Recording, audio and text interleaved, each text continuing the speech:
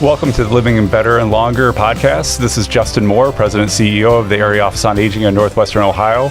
I'd like to welcome today our first guest. Honored to have Mrs. Billie Johnson, somebody who's a legend in the Toledo, Ohio area, as well as in the field of aging nationally. Welcome, Mrs. Johnson. Thank you, Justin. It's a pleasure to be here. Let me say, first of all, congratulations on being appointed the new president and CEO of the Area Office on Aging. I commend the board of directors for making that decision. As you know, I am so proud of you, and best of luck and good wishes. Thank you. And for those that you might not know, Mrs. Johnson is a longtime mentor of mine.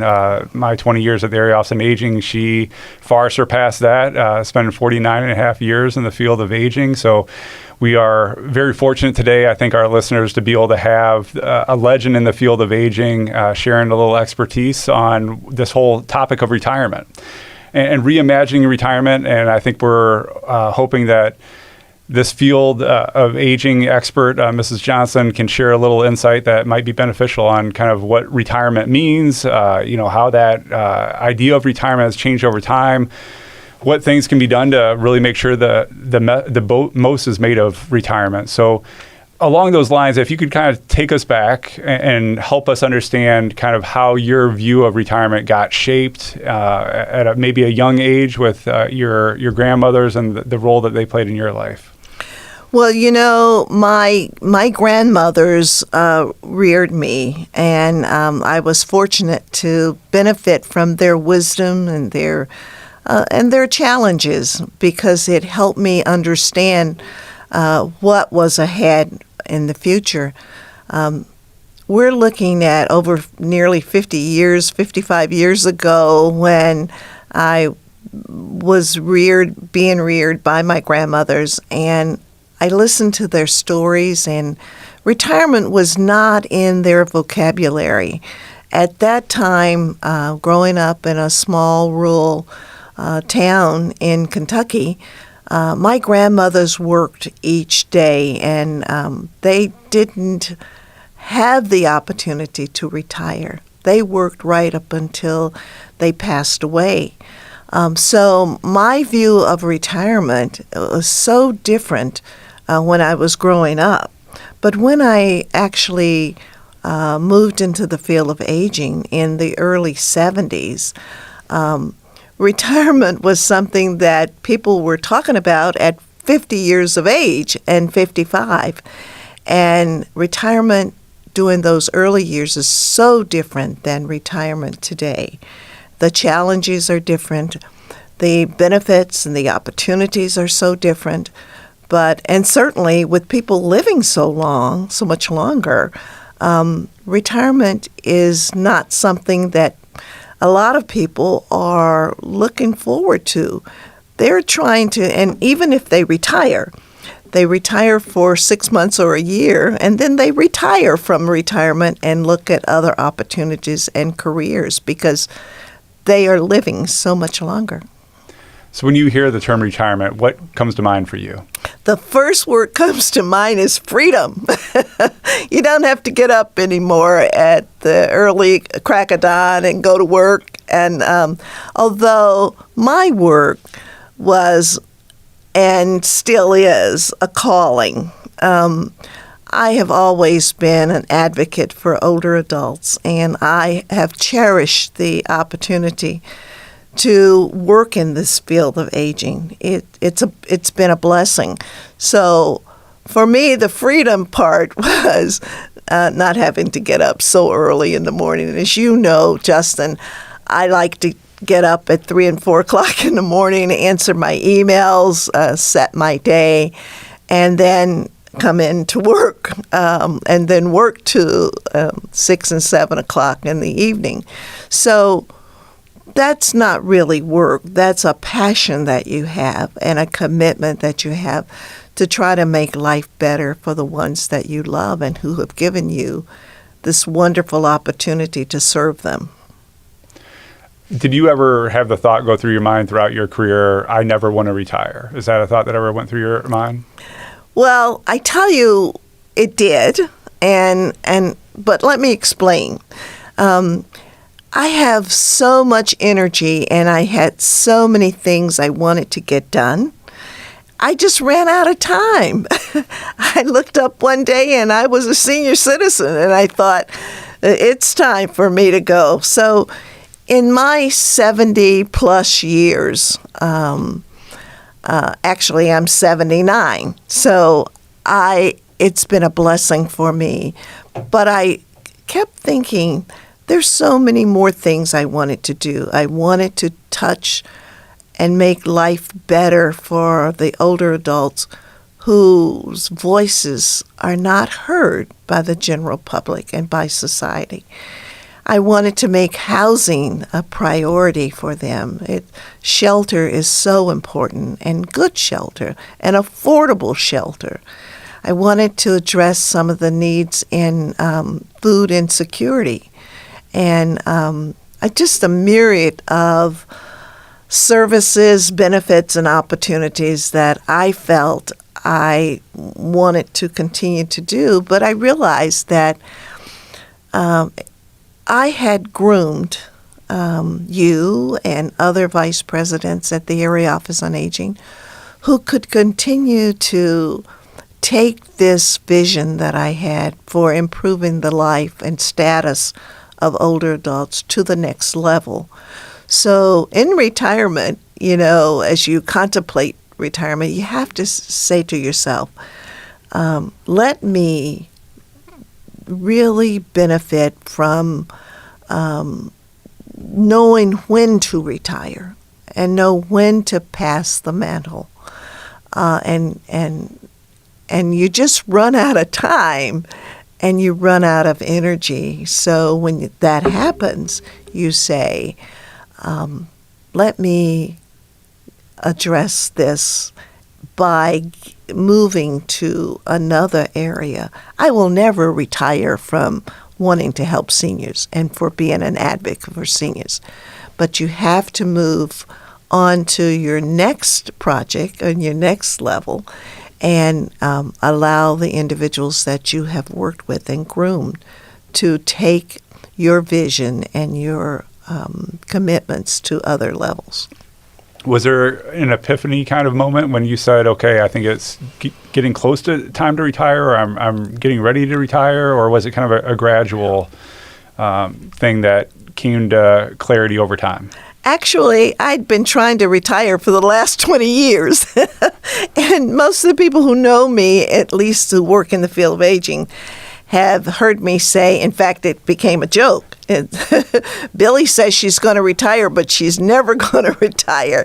I wanted to retire, Justin, but the thing about it is I kept finding other areas that needed my assistance. And I'm not the only one that these visions and could be creative, but I've been given a gift, and I know it's been a gift. And I'm a strong woman of faith, and I know it didn't come by accident. So it was important for me to stay and fulfill these gifts and these visions that I had about how to make life better for older adults. So for every decade, the last 2 decades for sure, I kept saying to Henry, just give me 1 more year and I will retire. And fortunately, he was very patient, and my family has been very patient. They've always been there, supportive of me, to continue to give back as much as I wanted to give back. But I must say that the last year before I retired, at the end of 2022, when I announced my retirement to my board of directors, I thought, am I doing the right thing? Is it really time for me to go? Or should I go another year?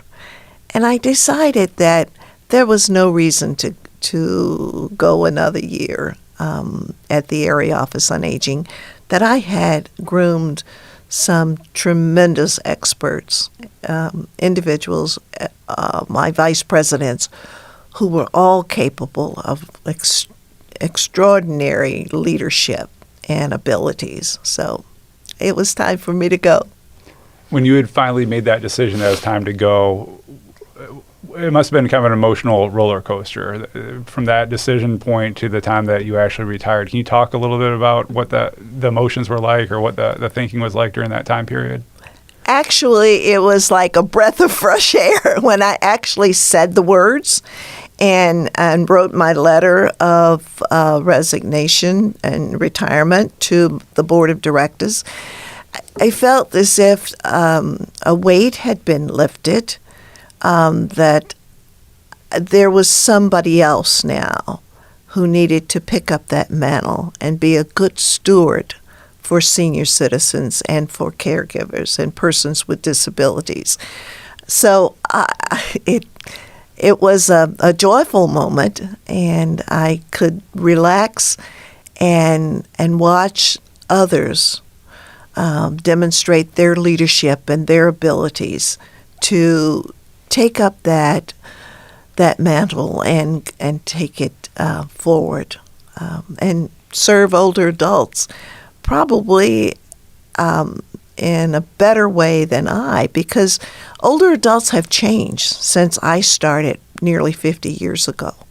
So there's a new breed of older adults, new needs, new opportunities for them. So you need young, middle-aged individuals and young people to provide those services and those resources. I did what I did when I did it, and it was appropriate, and it was great, and I had wonderful successes. But I also know that the leadership at the Area Office on Aging now have new challenges and new opportunities as well. So I know they're well positioned and well qualified, and I'm just delighted that you are at the helm, that you can direct that those other leaders at the Area Office on Aging. We have one of the best staff in Ohio and maybe even in the country. And what I'm saying is they're all so dedicated, and it takes dedication to work in these fields. You certainly don't make a lot of money, but you have the opportunity to change lives, and you impact people who will probably never know your name, but you have the resources, the skills, and the abilities to move those needles. Can you talk a little bit about some of the listeners might be contemplating retirement? What steps you took to prepare for retirement, whether it be financially or whether it be just making sure that the work that has been your life's dedication continues on to be successful, or other factors that you did in preparing for retirement? One thing that is of extreme concern to me is that we don't start early enough preparing for retirement.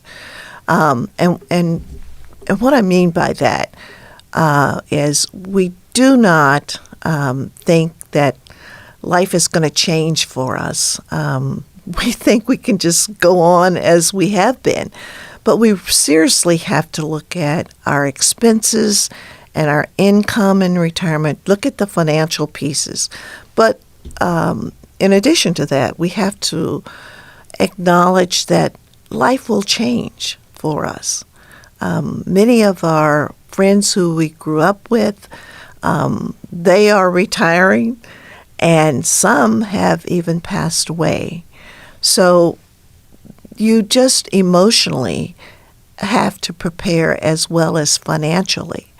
The one bit of advice that I would give to people is to start early. Start in your 40s, if not even earlier, preparing for retirement. Most folk think that Social Security and Medicare will sustain them. It will not. If you've got a good pension, it won't really sustain you and sustain the lifestyle that you've become accustomed to in your work That's for most people. For individuals who are extremely marginalized and low income, there are a myriad of resources that can help them in retirement. For those who make a lot of money and have a lot of money, they don't need to think about the income and the expenses piece of retirement. Susan Orman, if you haven't read her book about retirement, get it and read it. She gives such great advice about retirement. And the last point I want to make is get a good financial planner who can help you. Can help you with your wills, with your trusts that you need to set up early, and just help you look at your expenses in general.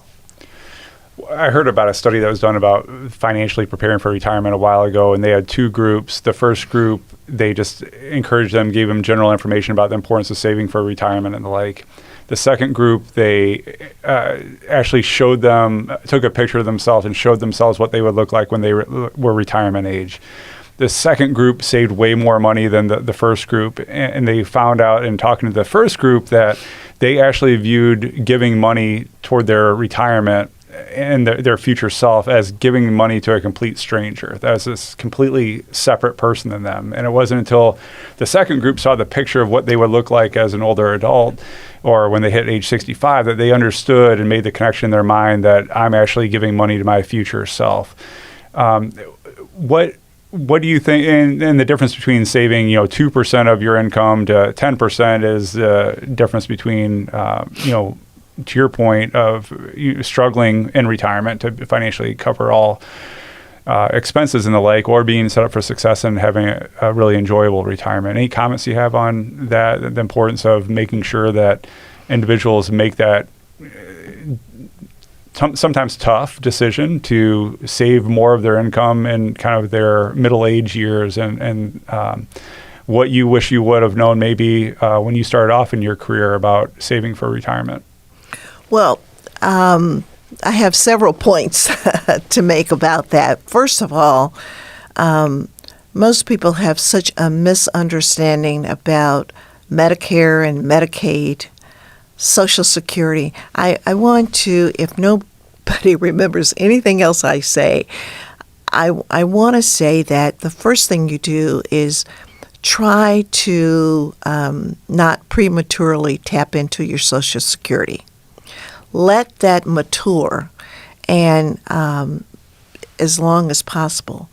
I happen to go a little longer in that at least wait until you're 70 years old before you start to draw down your Social Security. I waited till 79 to really, and I let it mature, and I continued to work and pay into Social Security.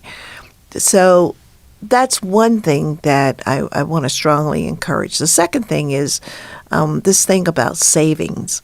Most folk think that my 401 or my 403B will sustain me, and if I got a little pension, if my company offered a little pension, that will sustain me. The mere fact is you lose about anywhere from 30 to 35 or maybe 40% of your income as you retire. So you don't make the same salary that you made as you were working. So you have to plan for that. And the earlier you start to plan and set aside resources, the more pleasant your retirement will be. You're going to be living on living a different lifestyle if you're middle income, and most of us are. So you have to plan for your expenses, and you'll be on a fixed income, and your leisure and your recreation and your socialization might change. But the fact is, we all have to go to the grocery store, and we all have to pay our utilities. So you have to factor in all of the different elements of your expenses in retirement. So the earlier you start to plan and set aside, and I can't stress enough how important it is to have a good financial planner, someone that you trust. If you don't get a good financial planner, get a good CPA or a good attorney who can help you, because those are professions that can help as well. So percentage-wise, I've heard several financial planners talk about 70% of your income is what you should plan on living off of. Is 70% of your normal middle-age kind of income. That is what you should shoot for as a goal to have in retirement. Have you heard of something similar or different as a goal percentage-wise? Oh, absolutely. And that's why I say you lose about anywhere from 30 to 35% of your revenue that comes into your household when you retire. So the 70% is absolutely on target, if not a little less. So that's why you have to plan and you have to set aside those resources. Plus, if you want to enjoy life in retirement and do a little travel and give good gifts to your grandkids, you want to have that extra revenue, and you want to have sufficient revenue to maintain your lifestyle, but also to help those of your loved ones as well.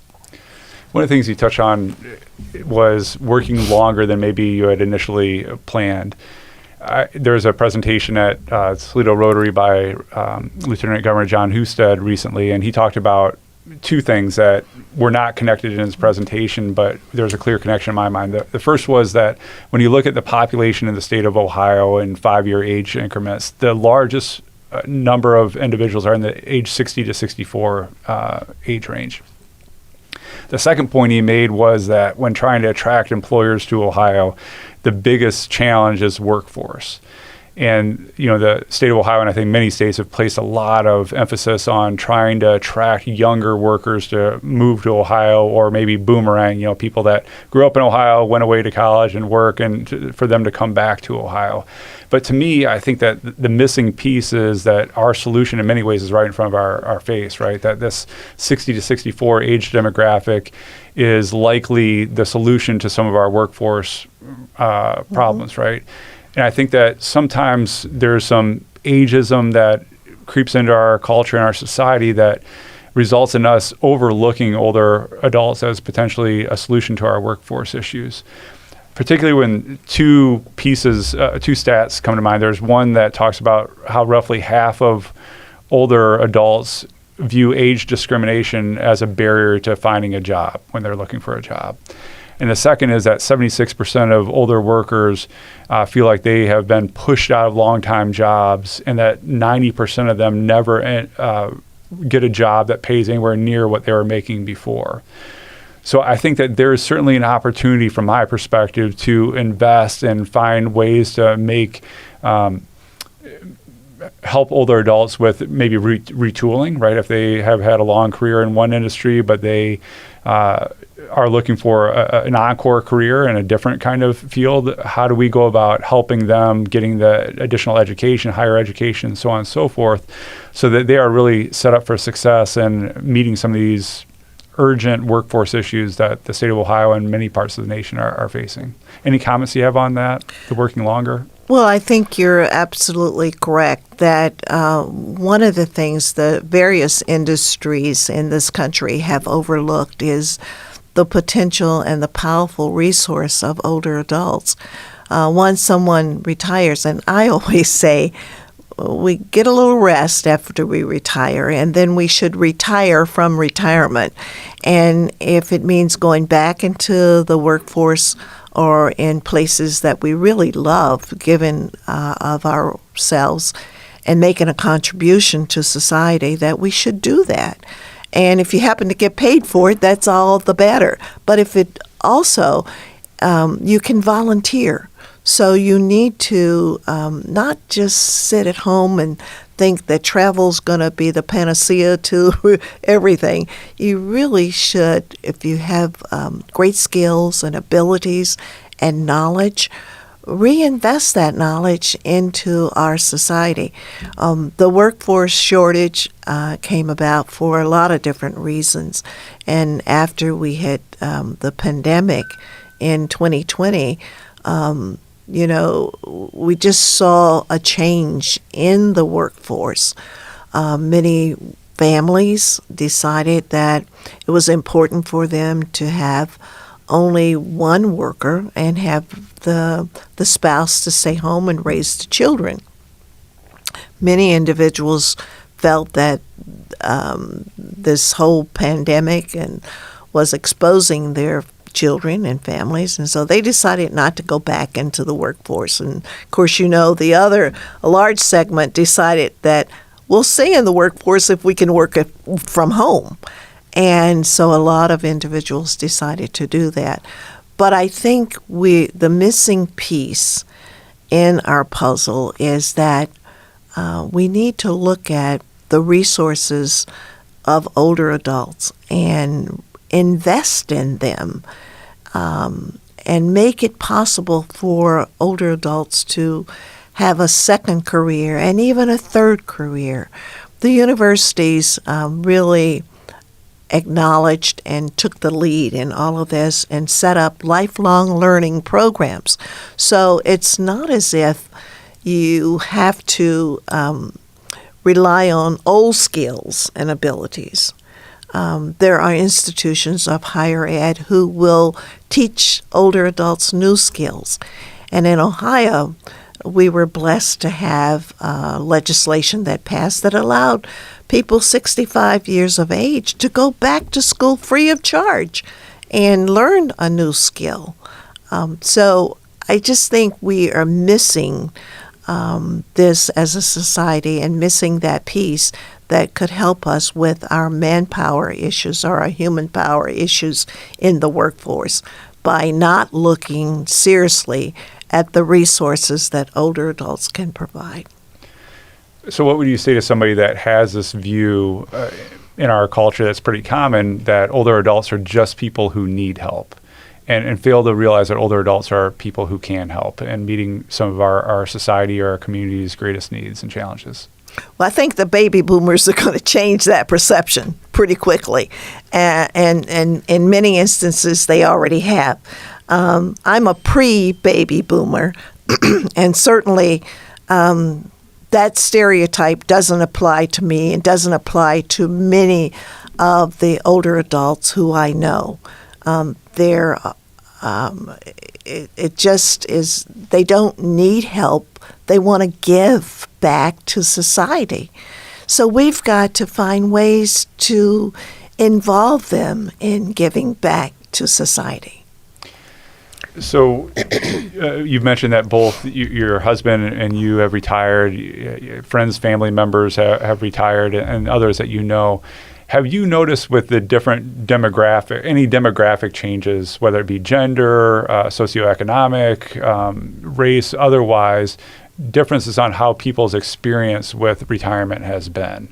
So, for example, just to throw one out there, and one anecdotally that I've seen with those individuals, some of the individuals I've communicated with, is that with the gender piece, that men sometimes have more of an identity crisis when it comes to retirement. And I'm just thinking about when I introduce myself to people, a lot of times people ask what you do for the living, at least of me, and right, wrong, or indifferent, less so of my wife in a social situation. So I'm thinking through and hearing in some conversations with some people I talk to that have retired, that if I'm no longer doing X, then who am I, right? If I'm no longer an accountant, a lawyer, a banker, whatever, then who am I now that I'm retired? So any comments you have on kind of different demographics and individuals that you've talked to anecdotally and kind of different experiences of retirement that you think they've had?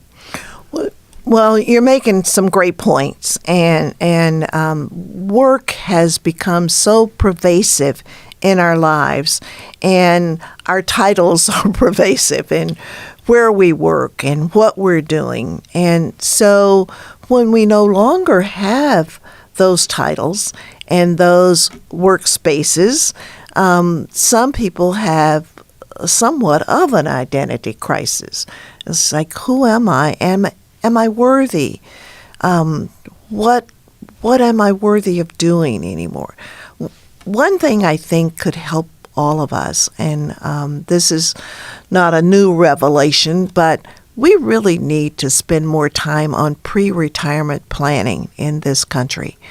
In my early career, we had a wonderful program at the Area Office on Aging that we worked with the various corporations here in Toledo, and we worked with their human resources departments and spent, I think, a 6-week period helping the pre-retirees at those companies get ready for retirement so that they could see what other opportunities were available, that they didn't have to disassociate from what they perceived to be their worthiness, and that their contributions, that they could reinvest those contributions and that worthiness into other dimensions.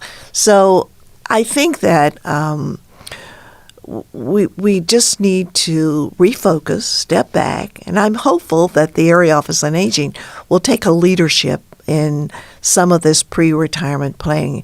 The experts are right here in our area. The financial planners, the CPAs, the attorneys, and other experts in the field of aging who are willing to invest the time to help people become better prepared for retirement. And so instead of retiring from something, they can think about second careers, third careers, and retire to something. So I'm 45. Individuals that are, kind of middle-aged like me or some of our listeners, what do you wish you would have known in your middle-aged years that you know now as a recent retiree about retirement? I tell you what scares me. Inflation. The thing that I didn't know in my early 40s is what inflation would look like. There's so many other elements that impact on your success in retirement, your financial success, your socialization success, your any number of factors. So I wish I had had a crystal ball and would known how expensive it was going to be when I hit 79 years of age. My husband and I were very blessed, though. We had good pensions. The nonprofits' pensions are not as good as the higher education pensions. We saved some resources, and we were able to maintain a lifestyle that we're comfortable with. Many older adults are not that fortunate. So I say to young people now, start early again. Set aside resources in addition to what you're going to get from your company or in your 401 or your 403B. Make sure that you are well educated on what opportunities you have for saving your money and investing, and stay on top of if it's the stock market or whatever you want to invest in and feel comfortable investing in. Make sure you have some experts who are helping you, and just don't go off on your own trying to put all of this together. Tap into the resources that are right here in our community. There are financial planners who really highly qualified ones who are willing to not only have you hire them, but they will volunteer their services to better educate people about this. We happen to have one on our board of directors, and I know he is known for giving of his resources and his knowledge. So for some listeners, there may be a fear of the unknown when they're contemplating retirement. They don't know what retirement will look like. I'm sure a question you've been asked many times over the last 10 months or so since you've been retired is, what is retirement like, or how has retirement been? What are your thoughts? I realize you're kind of early on into retirement and maybe still during that honeymoon phase that you had referred to. What's your experience been like with retirement thus far? I'm still trying to get used to it. That's the first thing. Actually, I think it's been wonderful. I was somewhat frightened by the fact that I wouldn't be able to retire successfully, that I would not know what to do with myself because I've always been so active, so independent, always wanting to give. And, that wasn't the case at all. Some of my friends told me, you're going to really enjoy retirement. I'm really enjoying having Henry bring me a cup of coffee in the morning and being able to roll back over and go back to sleep.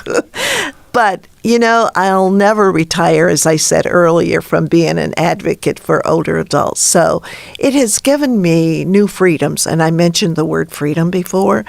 I can spend time now reading the books that I want to read, preparing myself for other challenges, building my knowledge, my skill base. I didn't have time to even read my magazines before. So now I do, and I have time to visit with my girlfriends, and I really get so much wisdom from. I have several girlfriends, my 100 sisters, my Link sisters, and just my other independent girlfriends who share their leadership skills to me. You never stop growing. You shouldn't. And I've never been one to want to stop growing. So I find these wonderful challenges, and I'm just newly into retirement, but I'm finding also how to say no to people for things that I really don't want to do, but I have to be nice and polite about it. But there are certain things that you should not do, and you should not just try to split yourself in so many different directions that you're not focused on what it is that you can contribute to make life better for others. We're given such a small time here on this earth, and most of us want to leave an impact and a lasting legacy. And the way to do that is to be really focused and concentrate on what your skill set is so that you can make those contributions. And that's what I think I'm trying to do in these few months that I've been retired. I promised myself early on that I would give myself at least a year before I really would make a final determination about what that second career would look like. So I've been doing most of that, but as I said earlier, my first career will always be services to older adults and for persons who have disabilities. If you had the power to be able to change the way retirement is viewed, approached, and the like in our country or in Northwest Ohio, what would reimagining aging look like, or reimagining retirement look like for you? Well, the first thing I would do is get people who are in high positions, industries and companies to reinvest in their workforce, not just their retired workforce, but their older workforce. There is so much wisdom in many of the companies, the corporations, and the businesses. And when it comes time for people to retire, we kind of just push them all out. And we don't really tap into their wisdom and their abilities and find ways to make sure that they stay connected. And that could mean a variety of things. That could mean mentoring your younger workforce. It could mean some part-time assistance to your younger workforce. I'm not proposing or a proponent of keeping people in jobs just to keep them in jobs, but older adults. But they're older workers who really are just so knowledgeable about their profession that you don't want to lose that talent and those resources. You shouldn't. But I think we're going to have to better educate our corporate sector and our industries and many of our businesses about this. One organization that I think could really help with this and has helped has been NOGA, the Northwestern Ohio Gerontological Association. NOGA has tapped a lot of, through its membership, a lot of the local businesses and some corporate people as well as attorneys, some professionals. And they are their wealth of knowledge and information. So people don't have to look very far. Join NOGA because they will help you as you begin to contemplate retirement. They have a wonderful trust and estate planner as a member of NOGA. They have wonderful experts who've been in the field of aging even longer than I have, or as long. So there's just so much talent here in this community that the corporate sector as well as the business sector and seniors in general and families can tap into. And one good place is the Area Office on Aging, first of all, and NOGA, second of all. Mandatory retirement age. This topic is some industries still have it. I've heard about individuals in the judicial branch. I've heard about individuals in clergy having mandatory retirement ages, and then other industries maybe not mandatory, but subtle encouragements that employers are making of individuals that are older to consider retirement once they reach a certain age. What is your take on mandatory whether it be mandatory retirement or that approach that some employers take of encouraging some of us older workers to consider retirement sooner than they might otherwise on their own? Well, first of all, many of the boards that I have had the privilege of participating and being a member of in this community, when I first joined, they had mandatory retirement at age 70. Fortunately, I was able to, along with others on the board, make policy changes to that effect. You don't judge people by a number. Individuals, if they're 70 or if they're 80 or if they're 90, some are very, very sharp and still have lots to give and lots to contribute. Others may not. So you just don't arbitrarily say at age 70 or at age 65, you've got to get off of this board. You've got to stop working here. And there are still companies who think like that and who believe that. So I call it a very ageist policy, and we should do everything to fight to change it. Great. Is there anything that we have not discussed that you think our listeners may want to know, or things about retirement that you think might be beneficial to share based on your decades in this field of aging and your experience with retirement? Well, the one thing that I just want to pass on to everyone is prepare. Be better prepared for retirement so that you can really enjoy it, whether it's staying at home, traveling, or re-entering the workforce in a second or third career, or going back to school and acquiring new skills and abilities. Be better prepared for that and start early thinking about those. Build your plan out. Just as you map out a plan and you navigate all of the and traverse all of the obstacles when you are in the workforce, think about what you might encounter in retirement and begin to plan and develop a strategy for successful retirement.